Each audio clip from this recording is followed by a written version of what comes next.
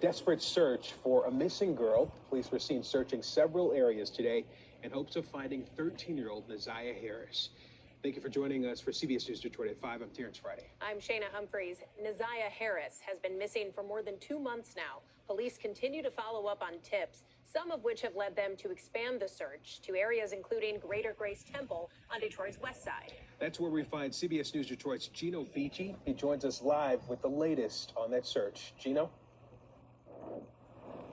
Well, this area over here behind Greater Grace Temple in Detroit, this is where dive teams have been searching all day today as well as yesterday. We're told by police there was a very credible tip to search here along the Rouge River.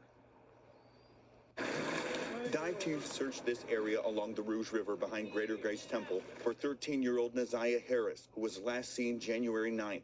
There's something, very specific about this area that we want to take off our list, and that's why we're here today. Chief White, during a news conference today, says a tip led them to this location. Says police are questioning several individuals about Naziah's disappearance, but would not say who. Unfortunately, as time goes on, it does start to look more like a recovery effort. We're prayerful that that's not the case, but we know how these things unfortunately play out, and there's certain aspects of the case that I am not prepared to discuss right now.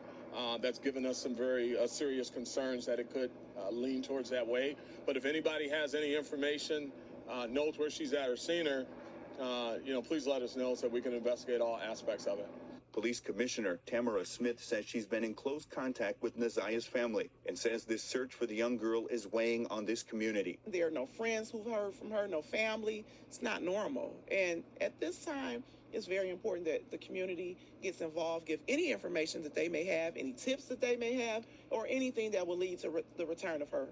Naziah's father, Mervyn Jennings, sat in his pickup truck in the parking lot, in tears waiting to get answers to find out what happened to his daughter. There was so many stories that just bang around in our head. I'm like, I'll be passing out. Like, if I cough or if I get too emotional right now, my chest will puff up. And then I can pass out, but I got a heart defibrillator, and boom, it bring me back. That's just what I be going through, dealing with the stuff. I'm never alone, by myself, ever.